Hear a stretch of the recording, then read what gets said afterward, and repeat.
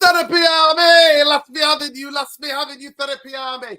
Let's be having you. Loads of things go on in the UK right now, people. Loads of crazy things that go on.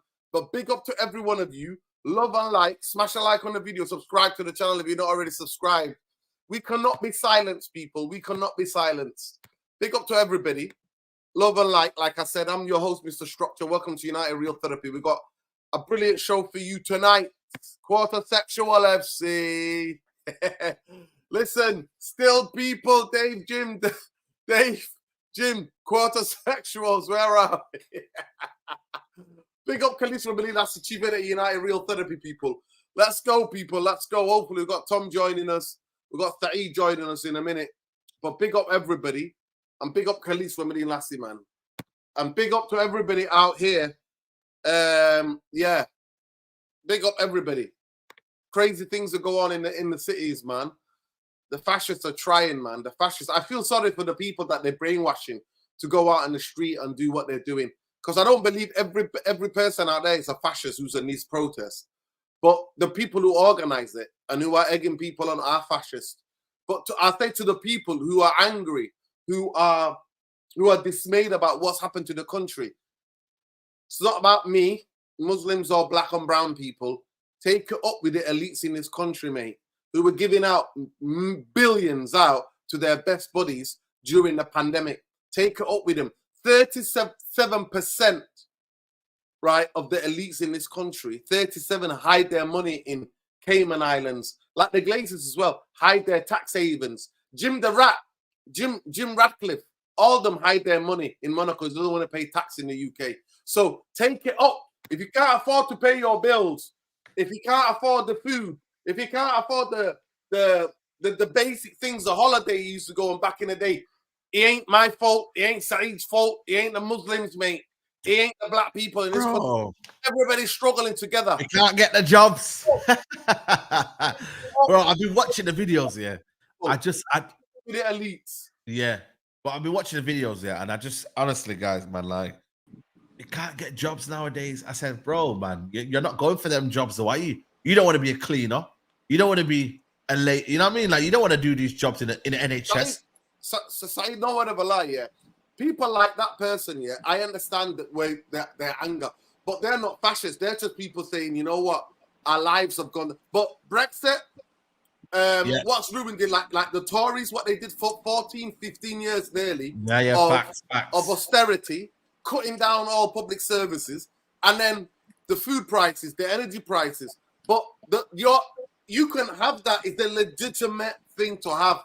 But joining fascists, beating up black and brown people and Muslims and attacking mosques, that's not the answer, mate. That's not the answer. Facts. That is definitely not the answer. Islamophobia and anti-black racism ain't the answer. It was never the answer. So think about the people who run this country, mate. They're the ones you've got problem with, not us. Big up Tom as well. Where are you, Tom? Big up. You're out of the country, avoiding all the madness, or are you here? I am at the moment, yeah, I am. Tom's where you are, mate. man. Tom's like, I've had enough. I've had enough. I have. I don't even know what Khalees says Kobe, Lissandro, Palestri, Luke Shaw all have returned, man. Luke Shaw is going to get injured next week anyway, so we don't need to talk about Luke Shaw, man. It is what it is. But big up Sheikh Harry and says EDL in Bradford. Rumors have been going around. People say at their home, careful, these start shit would happen. Listen, they can't go to Bradford, trust me. They won't. If they got anything. They're supposed to come down to Rishon today.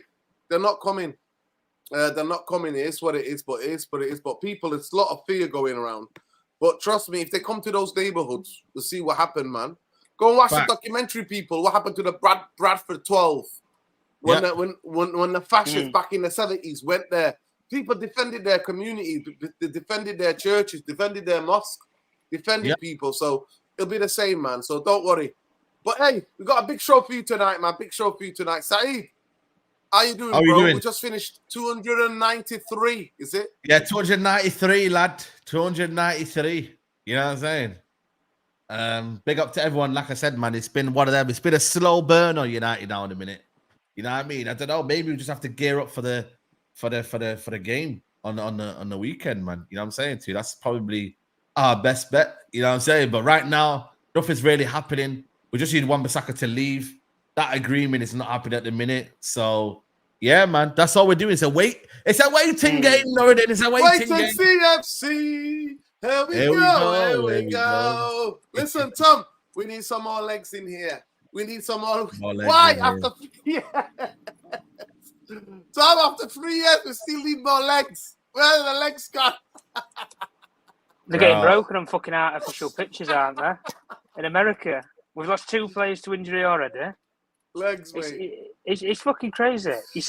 We've signed a kid for in a package bundle deal of about 60 million, guys. We're not going to see him play till fucking maybe October. You'd be lucky if you see him at Christmas, maybe. Yeah. Could only ever happen at Man United. Could only ever happen. Only United, man. But the thing that's pissing me off more so, guys, is what are we actually doing right now? Because we're not selling anybody. No. We're not buying anybody. We're not negotiating well because we're not getting any deals, like progressing with anything. How long ago was it, guys, when we actually started this whole De Ligt bollocks? Because from where I'm standing, he was supposed to be on the plane on this tour. The plane's already come back, and he's not been there. He's not gone. Yeah. Like, and at the same He point, missed the flight. So he got on a flight, but he missed it. he missed the flight. Yeah, but at the end of the day, guys, I just look at the way that Ineos had started. They haven't started how they meant to go on in the end through the window. They started well, okay. They brought in this structure and everything. Right, they got everybody that they wanted in this window, where we thought it was going to take a little bit of time to get Ashworth and put all the pieces together. The jigsaw was built, but we've not actually done anything other than pay someone's release clause, which isn't that hard to do when you do think about it. And you basically had to convince a kid to come to your club instead of going to Madrid in a year. So apart from that, and you've lost that kid already. So apart from that, what's really going to change? Not a lot. And what I said, my comment from last week, and it's still fucking valid to this week now, today. When we go to that final against City, who's going to be a new player on that team sheet? Facts. There isn't a new player on that team sheet. Xerxes, I'd be shocked if he starts. Might be on the bench because he's not played any competitive games. You don't just throw a kid in at the deep end and expect him to come out golden wonder. So at the end of the day, from the team that played the FA Cup final to the team that's going to play at the weekend, there's nothing different. There is nothing different. It's the same squad. So where's this improvement that we was all going to hear about? This positivity. I'm not hearing anything right now. And at the end of the day, West Ham, for example, who are a club who were trying to sell Wan-Bissaka to guys, they're forking out money for strikers, midfielders. They fucking bought Max Kilman for like £40 million from Wolves. And they can't find, 15, 20 million pounds for Wan-Bissaka. It's shocking. It really is shocking, That's guys. embarrassing, man. It's embarrassing. That's the word to say. It's embarrassing. And the fact of that we all said this, my point coming into this window, I wasn't bothered who we bought because we were always going to buy players. But where we're going to make changes from the old regime, guys, was when we sell players and when players leave this club. And right now, I'm sorry, I think we've had his pants pulled down in the market because we're not selling anybody and we're certainly not selling them for loads of bags. That's all that I'm saying. But constructively, when we go to the weekend, it's the same squad as the FA Cup. So where's this improvement, everybody? Please tell me. Somebody tell me where this improvement is. Bro, it's mad. You know. My only thing is that maybe it's the situation of the Glazers of the last couple of years, and they have to maybe balance the books. I said to you, if Ineos were real, right? I don't mean to cut you off. I said if Ineos were real, yeah, then Glazernomics, they'll get rid of Glazernomics. And as far as I understand, Glazernomics still operating within this football club because Manchester United can't sell anybody. And we only bought 2 players. But big up MA. MA says nearly 6 years of Straight Jacket podcast. I was there for episode 1. There you go. Big up MA, man. Love for that. But go ahead, Saeed. Go ahead. Yeah. No, I was just saying, as Tom just cracks a Stella on the beach somewhere. I forgot to open a Stella, mate. Like Tom's on the Stella Trois, people. Stella Artois. Go on, Saeed. Bro. No, I think obviously that they're just waiting on these sales, and maybe they anticipated these sales to be a bit more better, like, you know, and also maybe they're also looking at how teams are looking at them. They say to them, you know what, like, you know, why are you not signing players? You know, why can't we get them for 30 million? You know, they would have thought 30 million for McTominay was a decent signing, you know, a decent sale. But now for some reason they can't get him for 30 million. They have to wait for 20, 25 million. Wan-Bissaka, they thought that would be a quick one to get rid of.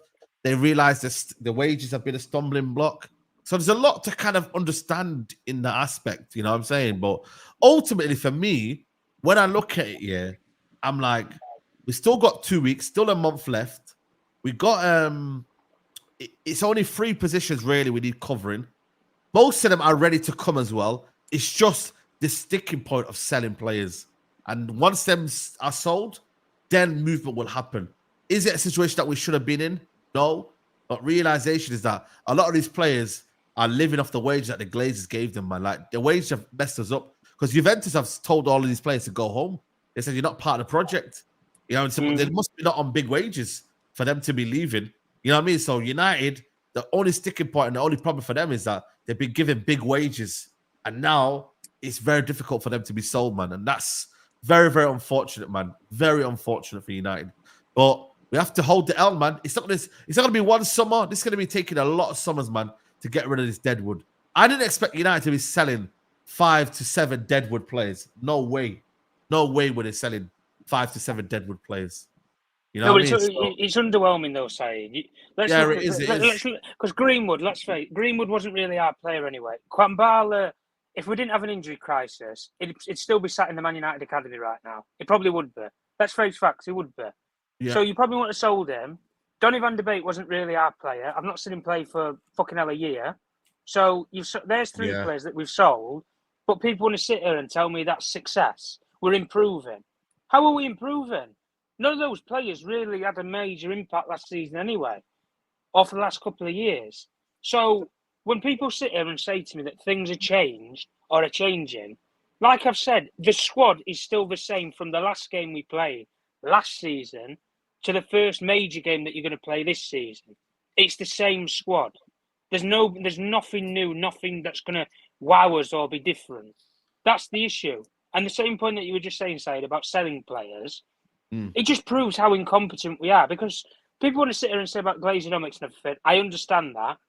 But you have Omar Barad, who's this brilliant financial expert, ran the negotiations at City. What are we doing here? What's he doing at Man United then? Missing in action. And MIA. Dan Ashworth is supposed to be running this recruitment department. He gets asked by fans, or speak to the gaffer, speak to the boss. I thought this veto bollocks had gone years ago when he signed this new contract.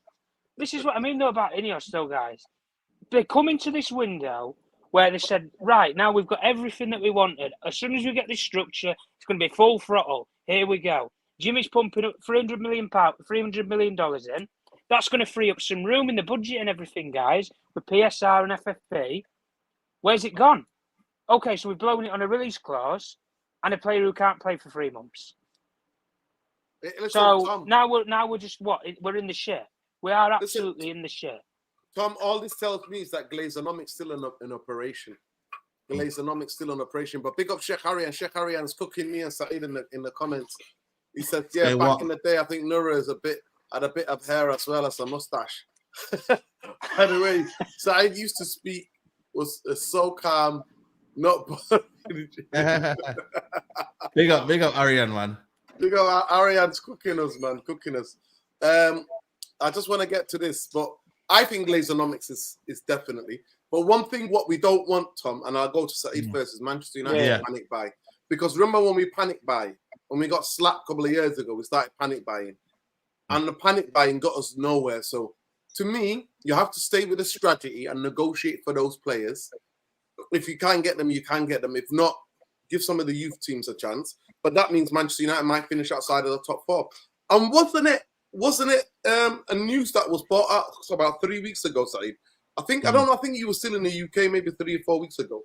That Eric Ten Hag from Ineos has not been said that he has to get 100% get top 4.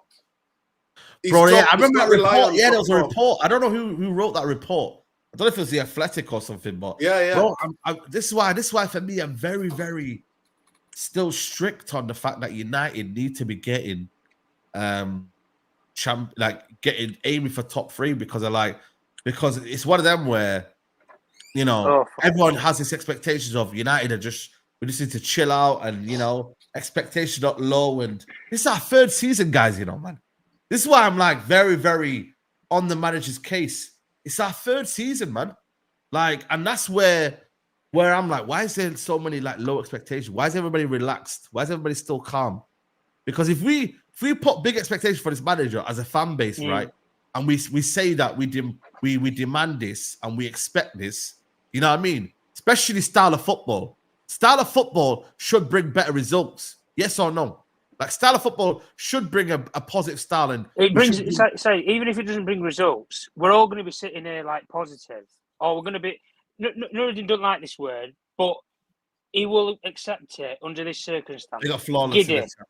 He'll be giddy. We'll all be giddy here, guys, over a style of play. We will be. Yeah, go on, Said, anyway. Yeah, no, I was just saying, like, there has to be a situation where United have to have a level of expectation this season and not just be like, yo, but Tottenham are doing this. Really and truly, Tottenham haven't really bought anyone, as a such. They bought Archie Gray. Yeah. Aston Villa probably the most active team. West Ham probably the most active team. But other than that, like, other teams, like, they've not really spent that much, on their sides, So it's like, yeah, United haven't, but at the same time, it's like we need to understand that United are not going to be just flirting around, 5th, 6th, 7th. You know what I mean? It's going to be difficult because the Europa League will test us, but United shouldn't be flirting around the idea of this should be an expectation of 6, 7, because I generally think for me, what's going to expectation going to be next season then? You know what I mean? Is it going to be still top 3, top 4? So it's not great, man. I want to be more demanding of the team rather than just kind of almost say, you know what, it's cool. Because then when it's not going well in the season, everyone then can then say, oh, but we all predicted us to finish around here anyway. If we're getting battered, let's say in November we're getting battered, guys, where let's say we're around about 6th or 7th, but we're not playing good football and it's bad and it's awful. Everyone can say, well, hold on a minute. You're not expecting us to finish here anyway. So this is where we should be. You see what I mean, guys? Mm-hmm. So if we demand low, the expectation of the fan base will be low. So everyone's going to be like, well, we're kind of where we need to be anyway. You know what I'm saying to you? It's true, though. And I don't want that. I don't want that idea. You know what I'm saying to you? I'm not saying United should be challenging for the league, but they should be cementing themselves in that top 4 now. In their 3rd season, should be cementing themselves.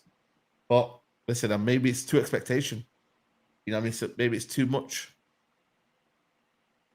It's not easy out here, definitely. But one thing I don't want the football club, though, genuinely, Side, is to panic. Because panic... Yeah, no, I agree. Will saddle the club with players that are not even that good, me personally. I want the scouting. I want the list that the club had 2 months ago, 3 months ago, all of that to be followed. If it means Manchester United don't get those players, then give some of the young players a chance. For me, it's about the coaching. That's where I agree with you, Saeed, and I agree with Tom. Like, to me, even depending where we finish, if we start playing good football, I think we could reach those heights. We're just adding more quality. But if you look at a lot of the players, Saeed, and the people in the chat, big up to everybody in the chat, by the way. We're not even 100 likes yet. And there's nearly 300 of you in here. Come on, man. Come on, guys. Let's get the likes, man. Channel shadow ban, man. Help out. Help out, people, on the road to 15. I say it simple for me. The most important thing, what I'm looking forward to the new season, is how we play football. How do Manchester United play football? For me, I'm happy to be patient in terms of getting quality, but I don't want this club to panic buy. And I say it to you as well, Tom. I'm not here. I don't agree with the Masraoui signing. The guy's injury prone, man. And apparently United offered him 5-year +1 contract. What have we learned? Have we learned anything from Casemiro transfer? What is going on? Well, I yeah. don't want any injury-prone player.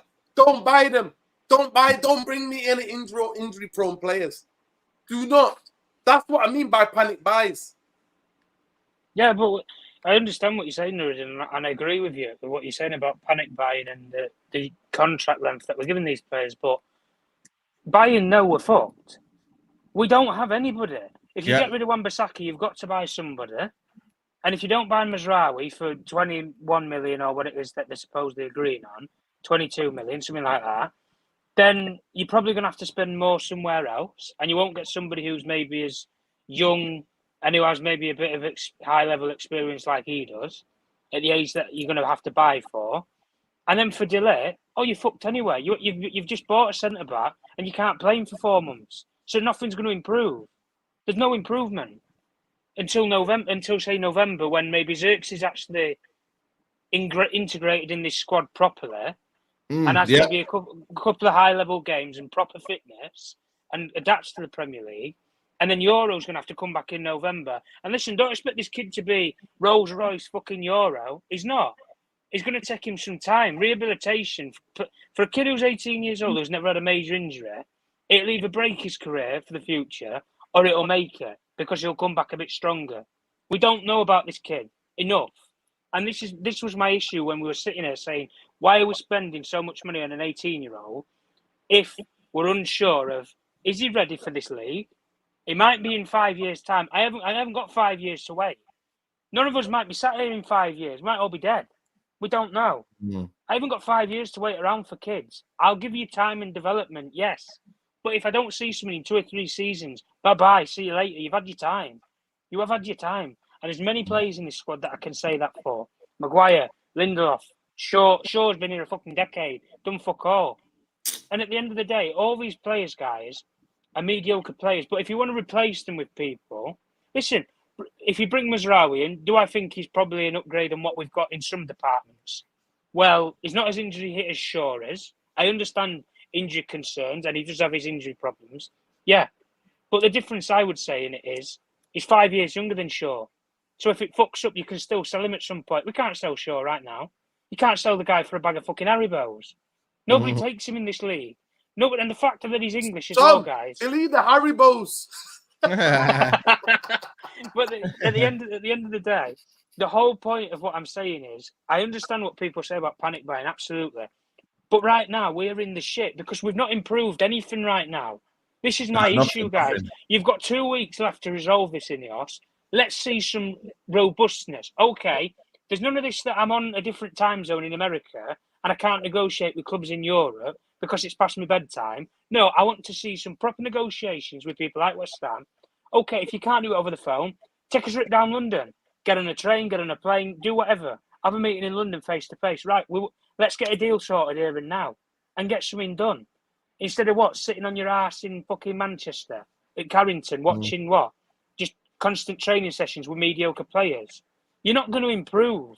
You are not going to improve. The difference that I don't mind with De Ligt and with Mazraoui is, if Ten Hag's supposedly going to build this style of play and the club are on board with the way that he's supposedly going to play and it fits what they want as well as what he's prepared to coach, then De Ligt and Mazraoui are going to understand that because they've worked under him before. That's my only positive with signing those two players. Xerxes, he might blow hot or cold. I don't know. I like what I've seen so far, but it's in an underwhelming league with far lesser competition to the Premier League. Yoro is exactly the same. It's in a comparable league, but the competition in that comparable league is shite compared to this league. And he's already blown his leg out in America on artificial ground. So that might fuck his whole career up. And we've given him 5 years, have we, guys? 5-6 years. And this is what I'm talking about. You're tied in now. You're tied into these players. Now, the difference in point I'm going to say, guys, is I don't mind, like Nuruddin says, if we sit a little bit and we wait to try and get these players for affordable prices. I don't mind. But if it gets to, say, another week, or it gets to, say, Friday this week, and you've still not got anything done, blow the door off of it and just go somewhere else then. I'm not bothered. Buy some fucking 19-year-old kid from somewhere at right back and replace Wan-Bissaka. And because Delo will probably start next season anyway. So what are we worried about? You just buy a backup at centre back. Okay, go out there and buy somebody. Listen, we all sat here saying people saying about what Everton fans saying, why don't you pay £70 million for Bramthwaite? Mark Gay, who's just had a phenomenal Euros, is up for 60 million and Newcastle are doing the deal. Why can't we do that? Listen, you're on about paying £40 million for an injured crop fucking delay, who supposedly we don't know if he's going to succeed or not, because he's had problems everywhere he's gone apart from Ajax. So we don't know. It's a full of if, buts and maybes. But the difference is, from what I'm seeing right now, and I don't wear specs, I'm not seeing any improvements. There's nothing new this weekend when we play, compared to when we played City at that final. There's nothing new. Big up Jarvis, by the way. Big up Jarvis in the chat. Big up everybody in the chat, please. How many likes are we on?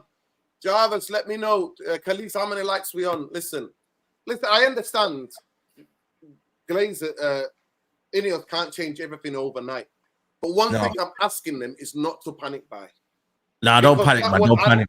That would add to even more. I don't think there's anyone to panic buy. We were struggling to sign someone anyway. We don't even want to pay. We don't even want to pay the prices they want right now. Listen, Manchester United get beat 2-3 games of the season, Saeed.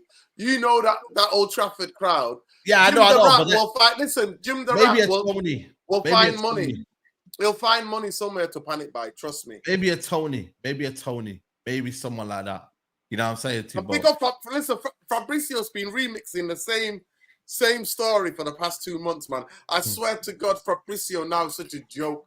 He's just a remixer, and that's what he does. Remixes his own little remixer. That's what he does. But you know that just shows you how bad the transfer window's been. The fact that it's been one of the worst transfer windows I think we can remember, yeah. And even he's struggling right now because he's regurgitating the same things because he's like, bro, nothing's updating. No one's really signing anybody. He's like, yo, what do I do? What do I do, guys? I need some help. Help me. I need some signings. You know what I mean, bro? He's struggling himself, bro. He's like, yo, what do I do, man? What do I actually do? Yeah, man. Honestly, it's going to be very interesting. But listen, I want to get to the next topic. Saeed, obviously, you were part of the tour. Yeah. Get in the chat, people. I want your comments. What do we think of the tour? Saeed, according to the tour, last season, Manchester United went everywhere, flying everywhere, right? They were flying here, flying there, and it was just chaos, yeah? Glazers in charge, Arnold, all the rest. The Glazers were there everywhere, right? This time, I didn't see any actually photos of the Glazers being in any of the stadiums. I didn't see any of them. But you were out there, Saeed, so you want to watch one game. You had the feeling, you sensed the training. Well, how do you think was different from what it was last year, the tour? You know what it is? And then the question is, do you think it was a success? I think overall, I probably one of the best kind of pre-seasons I've kind of felt with United because it's like I've seen some sort of style of play. You know what I mean? I think for me, it's been a bit more enjoyable to watch. But all the pre-season tour, we kind of like scored goals, but like you didn't really learn anything from it. You know what I'm saying? So you kind of we beat 4-0. We had Crystal Palace and them teams there. And, you know what I mean? Like it wasn't like we didn't learn anything from it, you know. But this summer, I feel like there's been a bit of a more of a style from United. Like I said, take it with a pinch of salt, but what I've seen, face value, trying to be objective, there's been some sort of style of play with my United at the minute. So that's been that. But ultimately, when I look at United at the minute, in the preseason tour, like, you know, nothing, like you can't really take it, can you? Like you can only just say, you know what? Rennie Hat, I think the training's been a bit different. When I seen Rennie Hat, he was the one that was leading the training. Ten Hag was very observant. Even Ruud van Nistelrooy, he wasn't really getting involved a little bit. He was more observant. Rennie Hat was leading the training session. That was good to see. So yeah, listen, the overall kind of pre-season, we've had some losses, we've had some good games. The fact that we've looked at that Liverpool game and we've not been disappointed. We don't look at the results. We don't look at results. Performances have been better. Real Betis is a good game. Arsenal for the first 35 minutes I thought were good until we got the injuries. You know, the Rosenberg was at the first game. What game? Rangers was quite good as well. Remember the Rangers game? We saw a lot of good stuff in that first half. a lot of interchange, a lot of, So, you know what I mean? There's been some good things about United, but obviously it all comes down to that first game of the season against Fulham. You know what I mean? If we're not ready, we're going to get hit, man. We're going to get hit, people. You know what I'm saying? So whatever we did in that preseason counts for nothing. So we got to hope that this team is ready. They're on it. They're matured.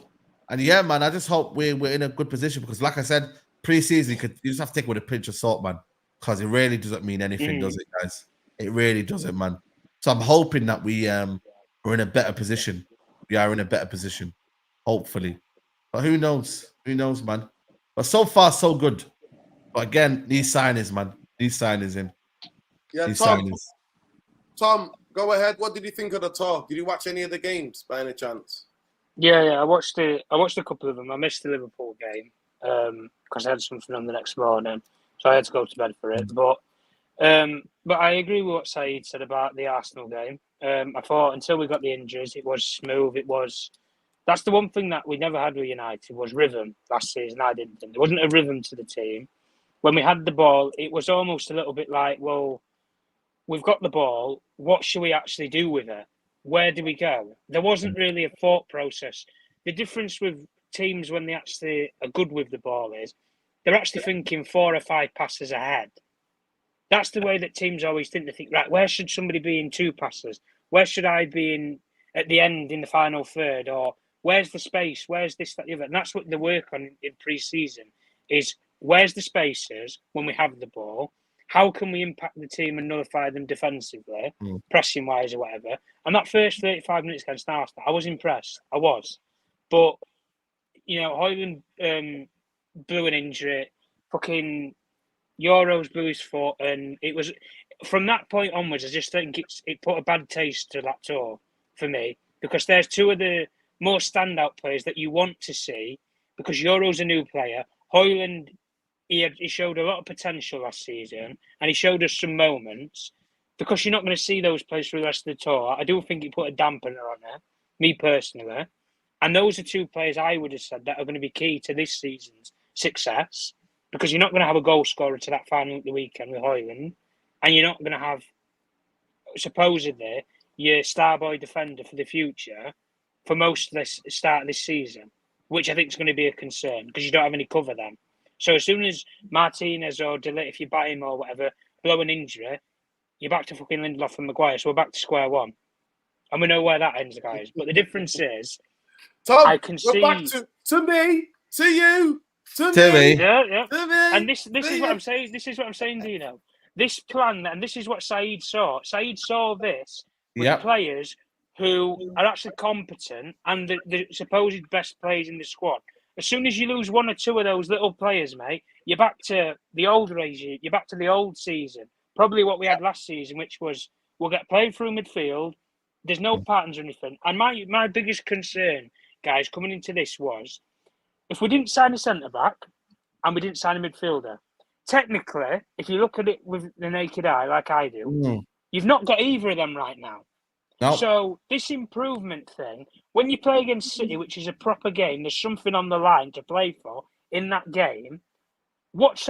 I want to see if this team's still going to get run through in midfield and he's still going to have defenders. Because predominantly, guys, Maguire's probably going to start the final. He probably will do. So if we look at it based upon that, we already know what we're going to get. The team's going to be one-sided. It's all going to be impetus on the left-hand side of the pitch because the right-hand side of it, we basically got fuck all.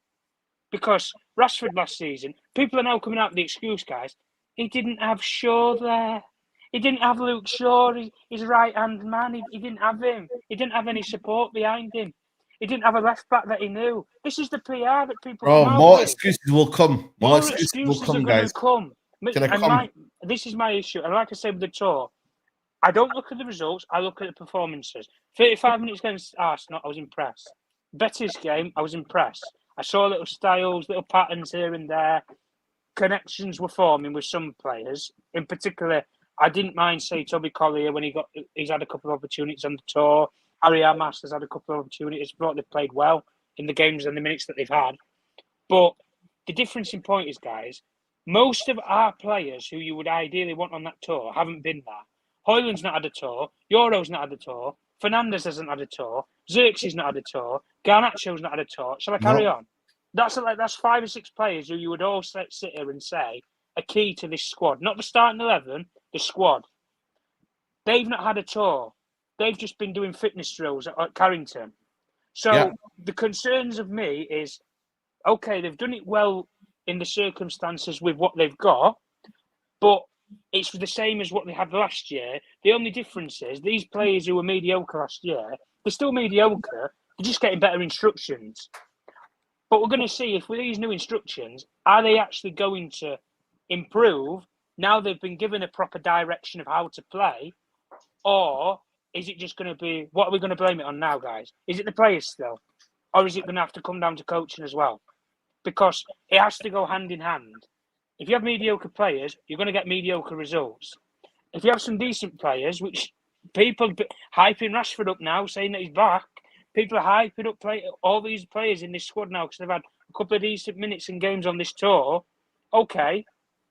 But you still want to sell these players, don't you? You still want to sell McTominay, don't you? You still want to sell Wan-Bissaka, don't you? Right, so what's the hype about? You should keep them then, shouldn't we? If they're this good, if they're this amazing. I am not scared to lose players like McTominay, players like Wan-Bissaka. I'm not scared to lose players like that. I'm really not. Because we play against average players all the time, guys. But when they play against Man United, suddenly the prime fucking Iniesta or the prime Nesta or whatever. But the kryptonite for us, and this is my key point that I've always said throughout, is until the medical department at fucking this football club has some proper improvement, and I don't mean facilities, because you can improve facilities year by year. Personnel and actual experts in their area of field, until you have some experts in this club, guys, who know how to rehabilitate players or keep fitness levels of players up properly through sports science, you're not going to have any improvements. You're always going to be that one player that's going to be missing. But the one thing that Eric Ten Hag you cannot use this excuse this year, I don't care how bad it gets, is injuries. I don't want to hear it. I do not want to hear it. You've got players, you've supposedly got a new coaching staff, you've got everything that you want. And if they buy the players that he wants, like Mazraoui and Delic, guys, he's got everything he wants. What's the excuse then? Oh, it's raining. What's the excuse, Ten Hag? There's no excuses. You've run out, mate. You've run out of your 9 lives. Facts. It's true. Yo, big up for the super chat. Nate said, we're still conceding goals. The club's still glazing players like Rashford on the socials. Honestly, what the fuck has changed? Nothing has changed. It's maddening. Wow. Big up Nate, man. Listen, all time. And listen, 109 likes. Shameful. Nearly 300 of you in here. Oh, my days, man. Absolute shameful. Listen, Shame. It's the button. If you're watching it on the news, it's the button like that. Just press it. But honestly, Nate, listen, I genuinely think we've got more worries than Rashford. We got a defense, man. You got to name people like Lindelof and Maguire, man.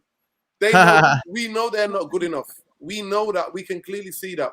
My 2 pence on the tour is that I was looking at the fitness and I was looking at patterns just to see the types of way that we play. I watched some of the Real Betis. I watched the first half of Liverpool because I knew the second half was going to be dead, so I just went to bed.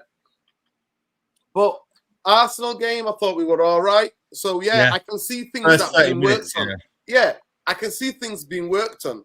But it's going to be interesting. He said we're working on a new game model. So I'm ready for this game model. But Liverpool, the only thing that showed me that we're pressing as a unit, Saeed. We're pressing as 3. No individual headless chickens. But unfortunately, the number 1 headless chicken guy was not playing.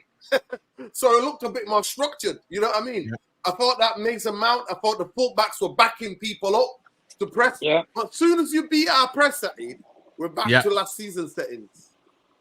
Bro, you know what it was? I think the Real Betis game, there was a couple of scary moments where they got through our defense. But that defense is just, bro, Johnny Evans, man, I feel for him. Man. You wanted him here, man. You wanted him. No, I didn't want him here. I just said, guy, man. A guy with a walking stick. Choice, then he wouldn't mind. But I didn't know we were going to have a couple of injuries and bloody hell, like all of these guys are going to be staying, man. But he's here, man. But when he's playing, bloody hell, he just can't move. But Lindelof's more concerning than Johnny Evans. Like Lindelof is 29, yeah, and he's getting like he just lacks any motivation. And why he's still here is madness, man. Arsenal had a squad. I think part of their squad, only 2 players are part of their 2021 squad. I think that's Saka and Martinelli. Everyone else is gone, you know. Most of their team is gone from that 2021 season. They've You know what I mean? They've cleared the house, mate. You know what I mean? So, boy, I don't know, man. I just think for me, it's like we should have done better. We knew what we were getting into. And it's a bit of a disappointment. I can't lie to you, man, guys. Man, I really, really am disappointed with this United team in terms of the structure and in terms of why we're not sold any players, man. But when you're at United, man, it's bro, like guys, you must be loving it, man. Must be saying, yo, we're out here, man. We're living it. You know what I mean? We're here. We're United players, like now, especially Maguire though as well. Like he must be thinking to himself, like, yo, man, I'm loving life. Yeah, man's at United. You know what I mean? It's true. I'm at United. I'm at United, and I got 7-year contract. 7 year plus 1.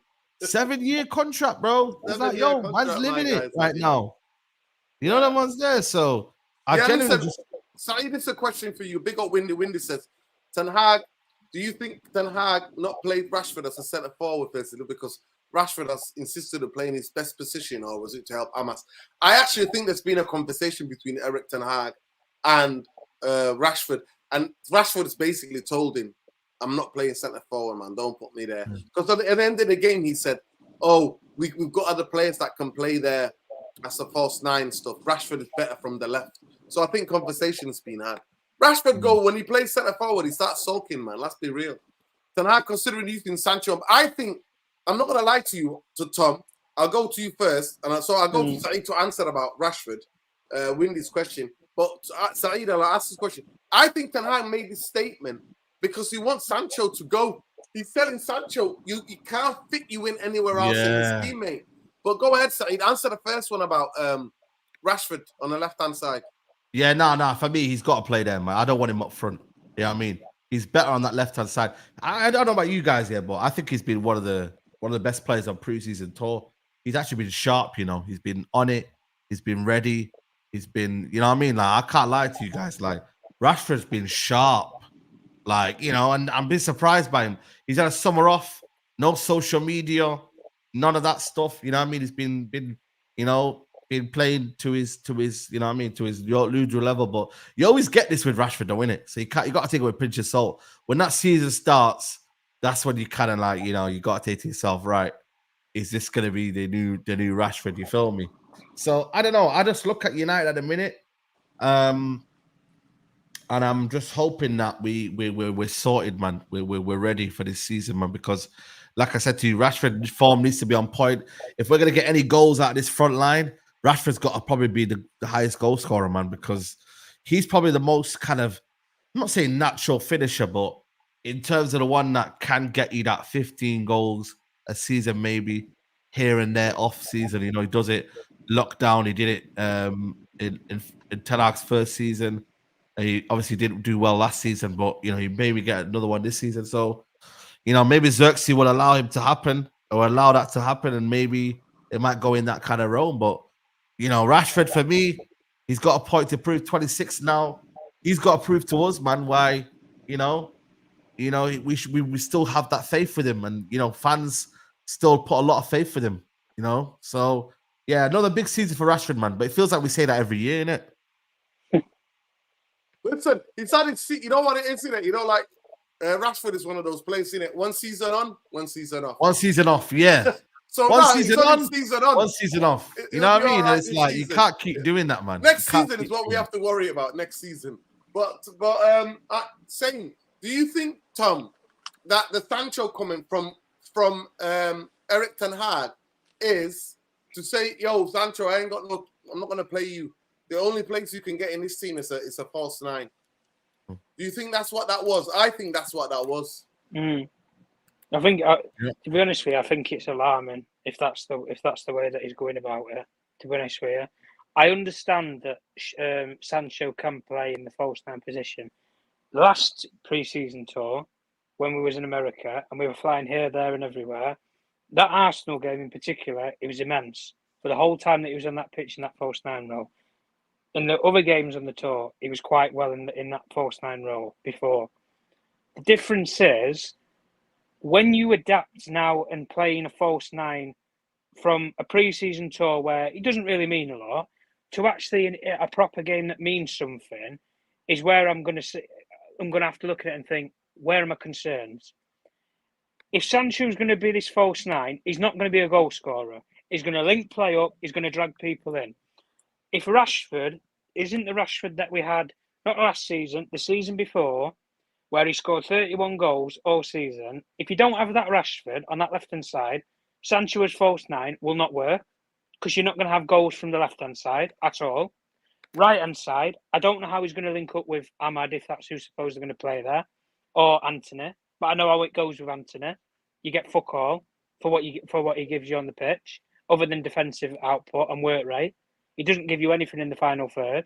No. Ahmad, I can understand, but I don't know how he's going to react with playing with somebody like that, where most of the time when Ahmad's played, either at Sunderland or when he has got games here and there with United, he's played with Højlund, who is a natural number 9, who was going to be able to put balls in the box too. Sancho's not going to be that player in the box. He's going to be like Ahmad, who wants to link play up and find little pockets of spaces and cut inside and drift out wide and this, that, the other. And as soon as Sancho plays in that false nine, guys, you already know what's going to happen anyway. He'll probably interchange with Rashford on the left. So he won't be playing false nine. Rashford will be playing as a number 9. And then this thing that we're all sitting here saying about, well, Rashford can't play number 9. He's going to be there. He will be there. I'm telling you, I've seen this story before with all of our attackers. They always interchange in the middle of games. One goes on the right, one goes on the left up front, and 10 minutes right, we'll swap it about. We're not getting any success. We're not getting any luck. But there's some times where you have to look at something, guys, and just think it's an option. It's not a solution. Yeah. And it isn't a solution. It fits some the games. club will be saying this shite when Rashi's 35. Big up Ben. Let me just get to Ben. Ben says, big up Kings, free Palestine, box signing, stay safe out there, panel. Therapy army, I'm in Ireland. We support everyone. It's mad what's going on in the UK. Big up Ben, man. Up the Irish. Up the Irish. Up the fucking Irish, mate. That's what we say, innit? Up the Irish. Mm-hmm. Let me just get to this. Let me get to this question quickly. Let's get Saeed to answer this, right? Who's your attacking 3 to start the season against Fulham? Who are you starting, Saeed? For me, I'm starting Ahmad, Xerxes, and then Rashford on the left. I think that's probably the best balance, you know. I'll be honest with you. I don't think Sancho's going to play. You know what I mean? I'll be surprised if he plays. But then again, he might start up front. You know what I mean? So I think maybe Sancho might be the false 9. You know, so it could be Sancho up front, Rashford on the left, and Ahmad on the right. You know? I don't know if Xerxes will be available. But that's the ideal front 3 that I would like. But it's going to change, you know, because I don't see Garnacho, you know, wanting to stay on the bench. You got Anthony flirting around as well. He wants game time. You know what I mean? But this is a long season, man. Ten Hag just got to be a better communicator, man. Tell these lot, listen, we've got a long season. We've got Europa League. Right. So the Europa League could be 17 games. So you got 8 games in the group. You've got 8 games in the group. I don't get it. What do you mean? The Europa League and the Champions League, Saeed, are their own leagues now. This season, you're going to have a mad headache, bro. Oh, okay. I know what you mean. You're going to play 8 games in the group stages. Yeah, 8 games. 4 home, 4 away. Yeah. 17 games in the Europa League if you get to the final. It might even be more.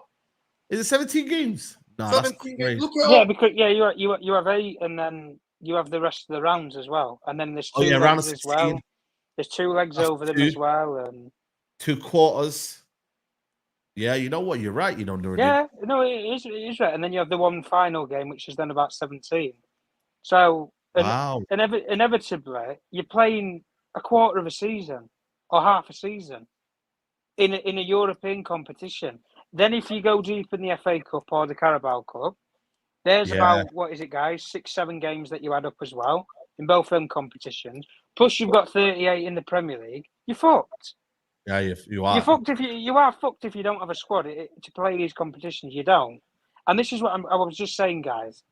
When you don't have players or improvements in this squad, fucked, man. When you pick up a couple of injuries like we have done already, guys, what's going to come rolling back in? To me, to you, to me, to you. Right? Then you're going to be the trouble as well. I'm just people checking it wanna- now. Travel, yeah. Then people want to The wave this travel. magic wand, Yeah, and then say they're saying Sunday, about Saturday, get Sancho. ready for Sundays.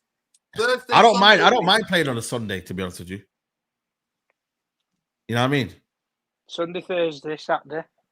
Yeah, no, we won't play Saturday. We'll hardly play on Saturdays. Saeed, no. They put it on you anyway. They put it on you. They did it to Liverpool last season. Klopp, he was in absolute outrage. I think it would have played a European game. I think it were against Atalanta Oh, was he? on a Thursday night, and then they put them on against Everton, Merseyside derby. I think it was at 12:30 on a Saturday, and they'd just come back from Italy as well. So they had they had to travel back as well as recover on the Friday and play on the Saturday. So they didn't have a training session. That's what he ended up saying. They'll do it to us. They will do it to us. They will. I'll never forget that. Bruno scored the header. We beat them that time, yeah, Everton. Yeah, we beat them. Yeah, we beat them. 12:30. Listen, Tom, answer the question. Who's going to start? Who's your preferable 3 to start up front? If everyone's fully fit, or is it from what we've got now? Well, what do you think so far could happen? Not everybody's okay. With what we've got right now, I'd probably say Rashford.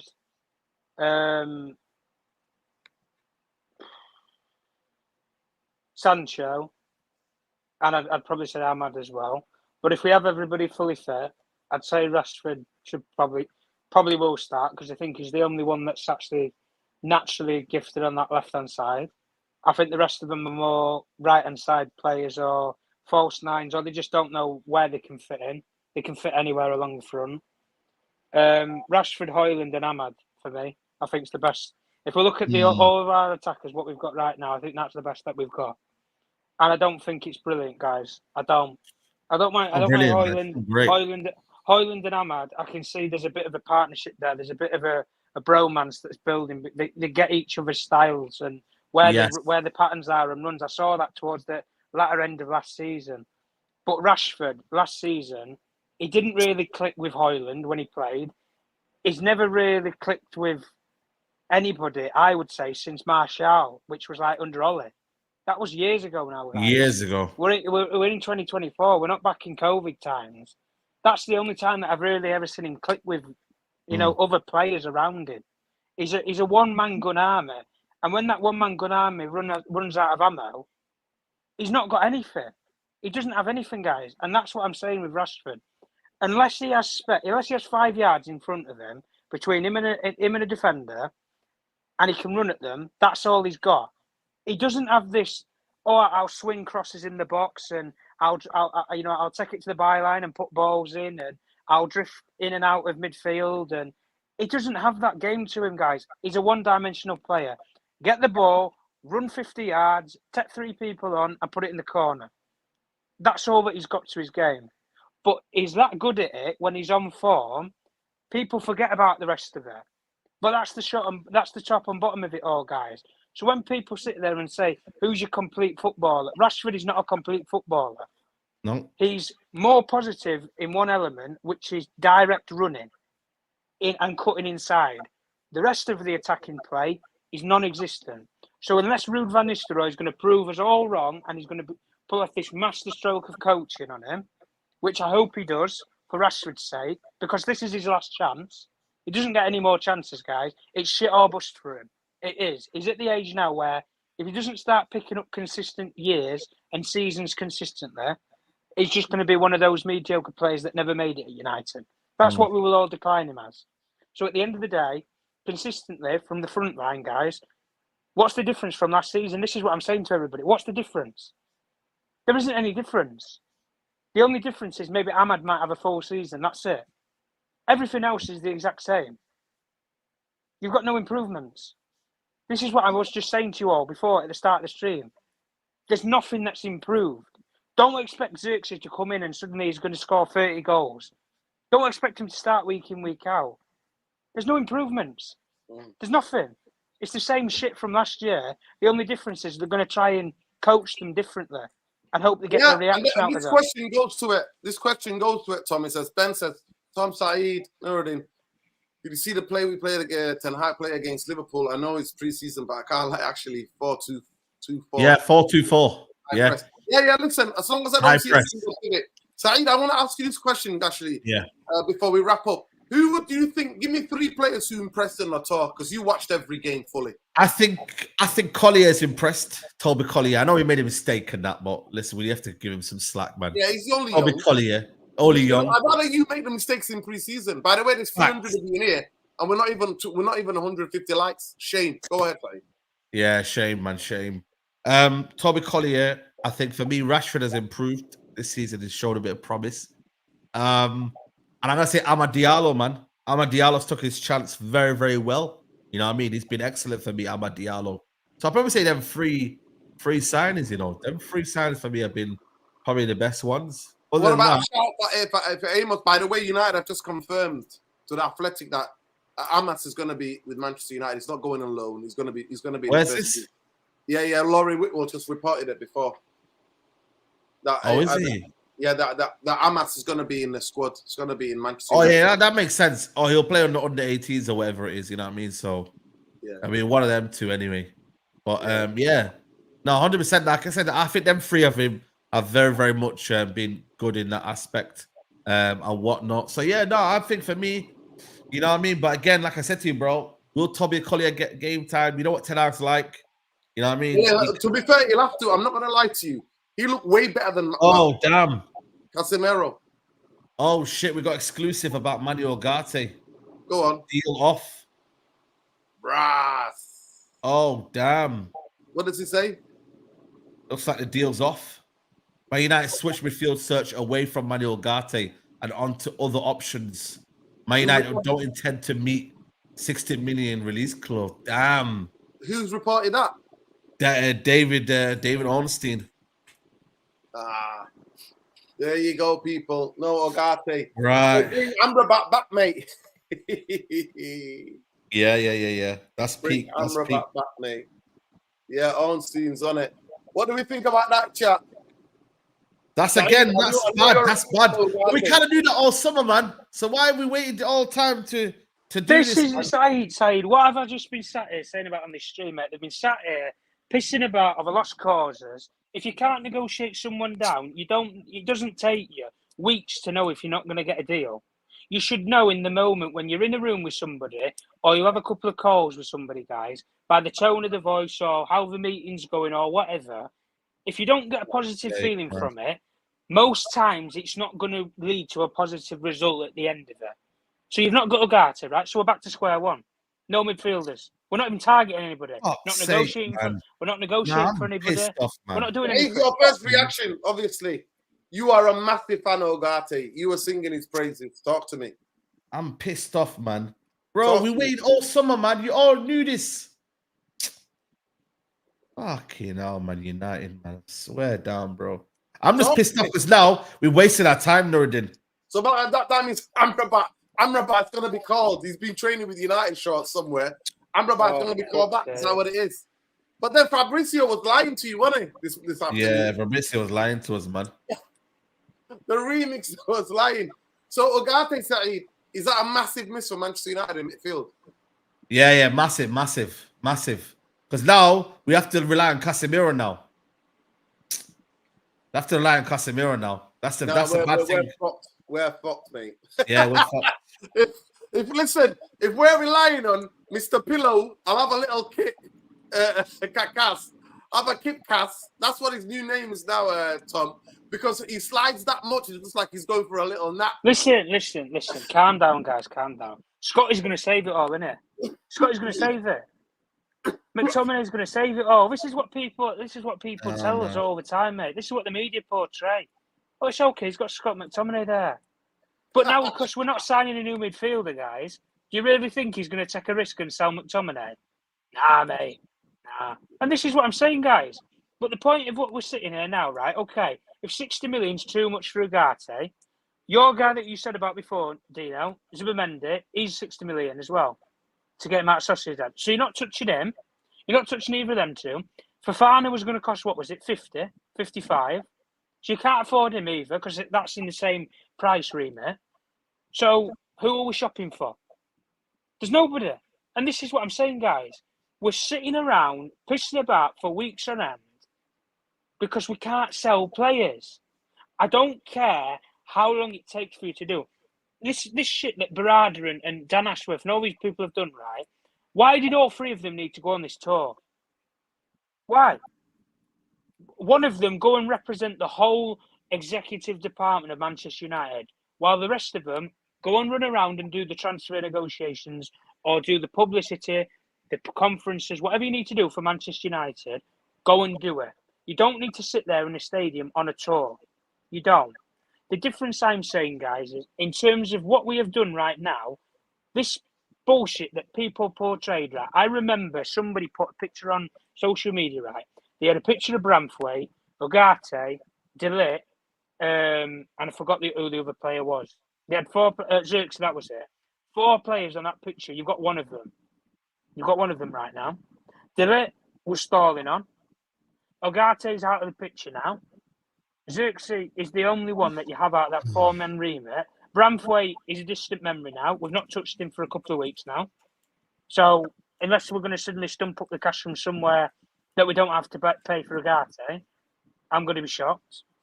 At the end of the day, guys, it just shows how fucking broken we are. No, it's pissed me off, that, man. It's pissed me off. Northern, I'm going to record a video quickly, yeah? I'll shout you, yeah? Northern and Tom, big up to you, man. Big up. Bro, big up, man. Love, bro. Love. No, it's like I said, it's just a fucking underwhelmer, to be honest with you. Because if you're not targeting a player like Ugarte for that price, who are you going to sign for as good quality, guys, at that price? Zubimendi's in the same price remit. You're not going to suddenly pay money for him in the exact same market. Fofana, exact same market. Who are you targeting then? Who are we targeting? Nobody. But where's this hype gone? Jarvis is saying, anyway, despite the hype surrounding Ineos for the transfer window, what hype? We've done a release clause and we've signed an 18-year-old. That's success. It's not. You're now pursuing other targets. Who are these other targets? I don't understand who these other targets are going to be. They've come in, twerking around Jimmy with his big fat wallet, saying we're going to change, we're going to make Man United great. You've done nothing, Jim. You've just done a big PR about you're going to build a stadium. You've been on all these podcasts. You've been on more podcasts than you've actually signed players. It's a joke, mate. It is a joke. And people sit here and say that there's going to be this big change. It's a new United. Where? We sold players that wasn't influential to us last season, like Greenwood. And you could say Kwambala because he only played a quarter of the season. So where's these improvements coming from? Donny van de Beek didn't play for us last season. So you've sold players who weren't influential to you last season anyway. You've still got the same mediocre lot here now. And you've got no improvements. So you're switching your focus now. So then we've got to renegotiate for players. We've got to rebid for them. You've got 3 weeks left of this whole window. 3 weeks. You've got a month. Do something about it. But we're all sitting here, Dino, and the one point that we said about this window, we don't want to panic buy. So what are we going to do then? What are we going to do? This is what I'm saying. This is what we're sitting here and saying. That's a panicky move for me. What they've done with Ugarte is a panicky move because they think, shit, we can't get him for the sort of money that we want. Okay, we've got to go somewhere else. So I hope they don't just turn back to the old screw and say, oh, well, let's get Amrabat for 15 million or 20 million, but we'll cut costs. Nah, mate, I'm not here for this, mate. You've signed a release clause and an 18-year-old. It's not fucking good enough. You've got 2 weeks left of the window. But the funny thing is, Tom, what are PSG supposed to be doing now? They've signed Neves. They've got other midfielders already. And they're not selling either the midfielders, but other than Ugarte. So what is he going to do? Sit on the bench all season?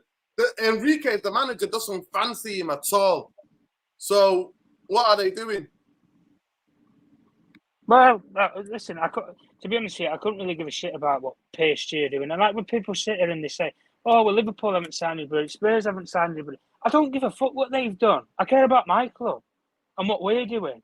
And from what I see right now, you go into a game at the weekend and you've got the same squad. You've got no improvement. You've got no reinforcements. So unless suddenly there's going to be a Hail Mary in the next 5 days and you're going to have De Ligt and Mazraoui come in as reinforcements, nothing's going to change bulk-wise of this team. Nothing. Because Xerxes won't play that final. Yoro can't play it.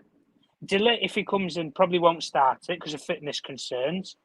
Mazraoui will be the same thing because they've not had proper fitness training with this group and this squad to start a final. So you're going into the final with the exact same squad of last season, which we know is not good enough anyway. At the end of the day, PSG, if they want to sign a Portuguese wonder kid, supposedly, and don't want to take any sort of money for Ugarte, okay, fine. But my issue and concerns is, why, if we was concerned that we wasn't ever going to get a deal for Ugarte, why did you not approach other players like we did with the defenders? This is it, Tom. Because then at least you've got backups. You've wasted so much time on this deal for no reason at all. What we did with the defenders, Dina, was if we got 2 out of the 3 of them, we was happy. We didn't care which, Braithwaite, Yoro or Delay. If you got 2 out of the 3, you're happy. You've got 1 out of the 3 and he can't play for you. So you're fucked. You are fucked in that regard. You've got midfielders right now. We're not targeting anybody. We don't know who we're after. You're not after, and like I say, you're not after those 3 players that we all say that we like or whatever, or we fancy him, Fofana, Ugarte, or Zubimendi. They're all in the same price range, so you're not going to sign any of them then, if price is the concern. But like Lily said, Lily's just put it up there anyway. The football structure is going to change it all, guys. The football structure is not running. It's not running. It's really not running right now. So they're going to have to pull something out of fucking somewhere. This is it, Tom. Don't worry. I told you before. I've said it before. Barada's up front. Oh, and I swear, Rashford's going to be crossing the ball to him. Dino, I swear, if we go anywhere near Roger and Rabiot, because he's a free agent, I swear I will lose my fucking shirt. Because that's the solution. That's what people will sit there and say. That's the solution. Because you don't have to pay anything for him. You just got to pay his wages. It's not a solution. He wants crazy wages, mate. Big up. We can't sell anything. We can't sell diamonds. Windy. Fucking diamonds. Can't sell. Forget buying. We can't sell anything. So the panel, that means Sancho's being sold because he won't be used as in the guy to. No, you know what? They cooled their Kellys. They cooled their. No news has been about PSG wanting Sancho anyway. They cooled it a long time ago. They moved on from Sancho a long time ago. Listen, it is what it is. I actually, on this end, Man United should not overpay, but they've known this since the past month and a half. So why have they still tried to go there and now say, oh, we're changing, we're moving away from this? Like, and then, Tom, all the news was the past two and a half weeks. Loan, option to buy, loan, option to buy. So what happened to that? What happened to that, Tom? Well, this is what I'm saying. We've sat here about this structure that they're going to structure a deal so you get in with an option or an obligation or whatever. You just have something on the table where you can buy him at some point, or you have a clause that you can buy him for. Well, we're sat here right now, Dino. We're just doing fuck all. What are they actually doing? Because they've not bid for Braithwaite again, so they're not signing him, clearly, because he's out of the price tag and price range of what they want. They're not signing Delay or Mazraoui right now because they did a joint offer yesterday or the other day, and that's not gone anywhere. Bayern, really, Gino, they're wanting fucking 60 million pounds for the pair of them? Yeah. 60, 70 million pounds for the pair. It's a joke. It's a fucking joke. Don't worry, Tom. We've also got Dodgy Dave. Dodgy Dave's on it. Listen, Dodgy Dave, Dodgy Omar, they're all fucking dodgy, but they're not getting us anywhere at this club, are they? The dodgy at Team GB or at Man City. Where's these tactics gone at Man United, mate? They're nowhere. But this is what I'm saying, though. Barada's supposed to come in, Dino. He led the negotiations at City. He's not really done anything negotiation-wise at this club, has he? Has he really? He's convinced an 18-year-old by chucking him a bit more money than what Madrid would have done in a year's time and told him to come to Man United. And he signed somebody through a release clause, which other clubs had 2 weeks to pay in advance and they didn't pay it. So he was the only one that just decided to pay it. We paid a bit more because then it stretched a bit further so then we can move in the market. But right now we're just sat around waiting to sell people till we can do anything. It's ridiculous. It honestly is ridiculous. And like I say, if we sit here, guys, at that final at the weekend, in that game, at Wembley, sorry, in the Community Shield final, there's going to be depression out fans when they look at that pitch and they think, hang on a minute, I come to the FA Cup final 2 months ago. It's the same fucking team. I've not seen anything different. But this is what I'm saying. And when people want to sit here and say, well, Sancho's a solution as a false nine. Is he a number 9? No. Tom, is Yoro going to be... Paul's telling you, Rabiot ain't bad.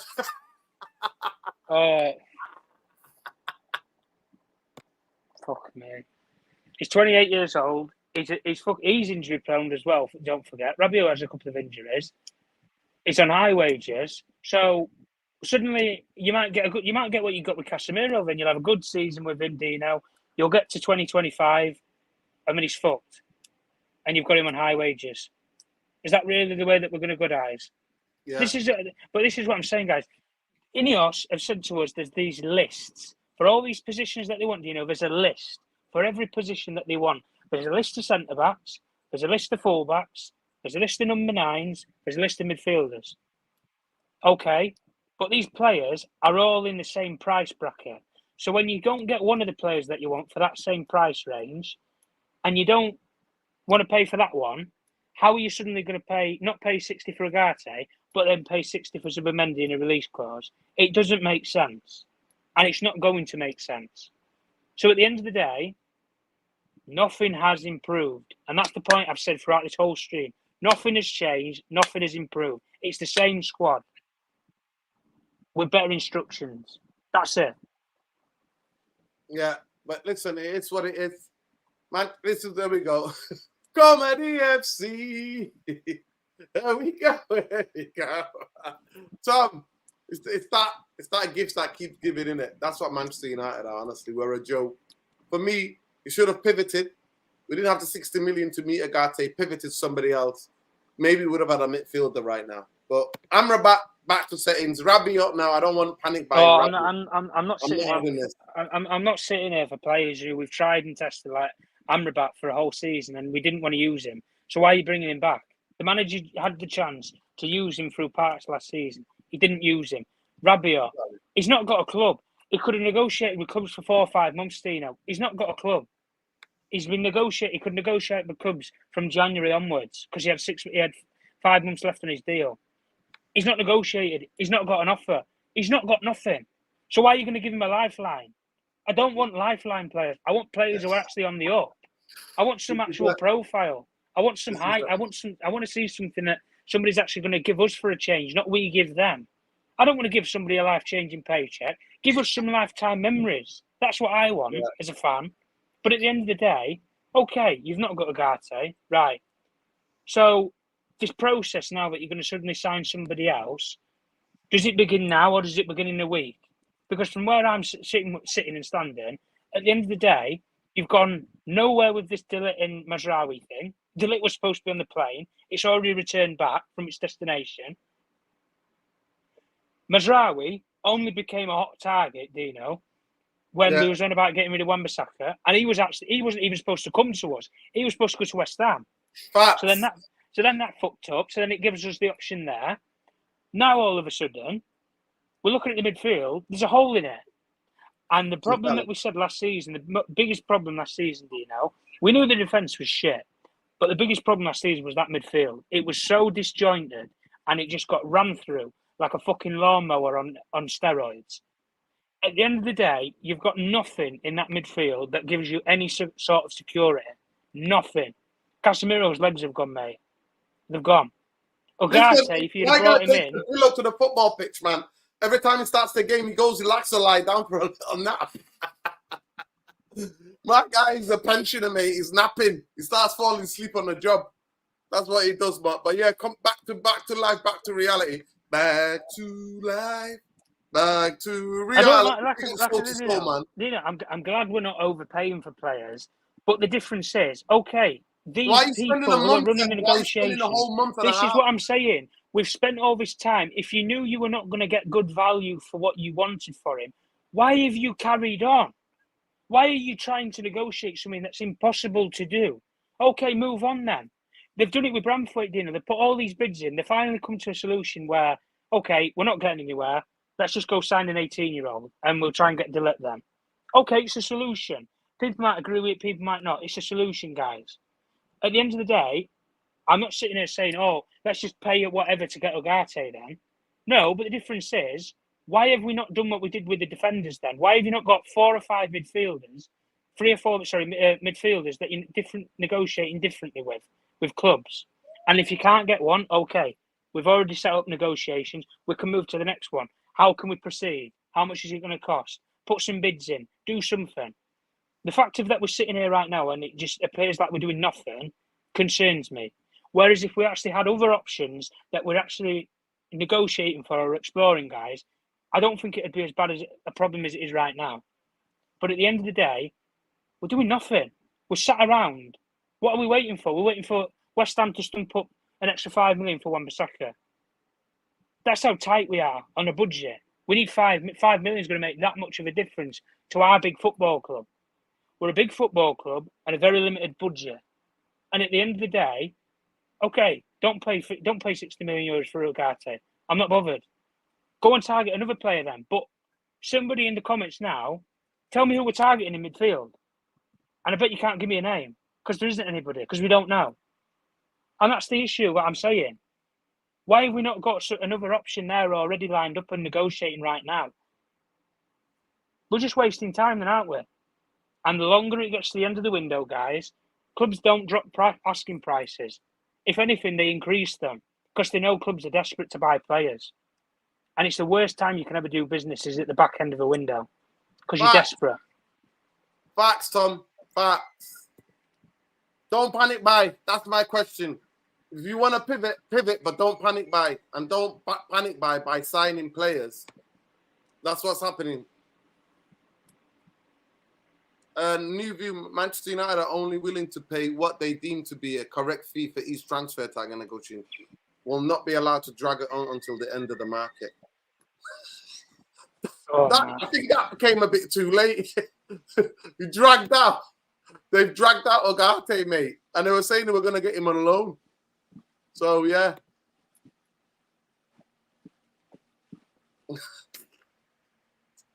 It's going to be interesting, Tom. It's going to be interesting. But, guys, please, if you're watching this, do you agree with us that Manchester United shouldn't panic? Big up, Tom. Big up, Saeed. Go and check out Straight Jacket podcast, 293. Please let me know in the comments. Yoro situation. Now that he's had his operation, Manchester United cannot rush him back. It's going to take him more than, I think, 3 or 4 months to come back. I think it could be 5 months before we see Yoro. Manchester United need to go buy another centre-back, but I don't want them to overpay or panic. I want you to stay with the players that you've had. Do not want them to panic. But let me know in the comments, please. Let me know in the comments. I want to hear from you all. Let me know in the comments what you think about the Ugarte deal. Manchester United spending a month on the Ugarte deal. Should they have pivoted? Do you want Rabiot? Do you want Fofana? Who do you want? Big up to bros. I'm in South Africa. There's a midfielder called Tobago Manquene. Manchester United can sign him. Yeah? Okay. All right. We've got somebody in South African League to shout out people. But before we go, people, yeah, we keep it 100%. We took a massive loss, Aaron, from 50 to 18 million. Yes, we did. But Tio's just saying here, man, we keep it 100 here, innit? Free Palestine, free the Congo, free Sudan, free Tigray, free Ogaden. Should Manchester United go and get Super Mendy? But if we haven't got the money for Ugarte, we're not going to have the money for Super Mendy. Super Mendy's is 60 million euros. But we're not going to get him because we don't have that money. Glazernomics, do you think Glazernomics is still in charge? Let me know what you think, people. Because we're repeating similar patterns as we did the past 12 years in terms of being on a transfer. Holding on for player and then not signing them. We did that with, look, we used to have Ugarte can become another guy, another Schneider. And Schneider and what's his name? Frankie de Jong. It is what it is, but yeah. Big up to everybody in the UK. Please stay safe. Be mindful. There are fascists going around and they're smashing shops and mosques and, yeah, being racist and picking off black and brown people. So be safe wherever you are. Fascists will do what fascists do. We will do what we will do. That means be anti-fascist. I'm not saying violence. We'll go down on the street and let them know we oppose their violence. We oppose their hatred. It's the only way, people. We never want to mirror the fascists. But we want to spread love. And a lot of those people who are in the protests, not all of them are fascists, but some of them have been brainwashed and have been thinking that, oh, let's go and do something. But the fact that you can't get a job, mate, it's not my fault. It's not an Asian man's fault. It's not the Muslims' fault. The fact that your heating bills are up is the multinational corporations, mate, and the politicians are in bed with them, and the political establishment in this country. That's where the blame is. Not with black or brown or Muslim people, mate. Nah. Hate is never the answer. So stay safe, people. You know me. I'll be back on the roads, mate. I'll be back on the roads opposing fascism. I've been doing it since I was 14, 15 years old, people. Ain't nothing new. Ain't nothing new. We're on the move, people. We're on the move. McTominay is staying. Jamie Wade is right. Scott McTominay is here to stay. But everyone, stay safe. London being targeted this week, including where I live. Stay safe, Kelly. Stay safe. And if you're going out on the road, make sure you're with anti-fascist people and that, you know what I mean, you're prepared. That's what you need to do. I like Eze. I think Eze is a bad boy footballer. Adding Cruz and Vidal as well. Yeah, we were linked with those people. But anyway, my mum grew up where the National Front were walking the streets. Times have changed. Never again. There you go. There you go.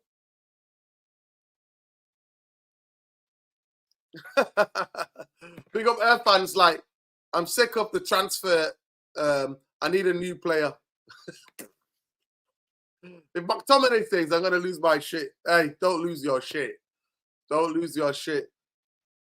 The more they try to suppress the truth prevails. The truth has come. Falsehood has vanished. Indeed, falsehood bound and vanished. Thirst for the Quran. There you go, Shamir. Thank you so much for that. Yeah.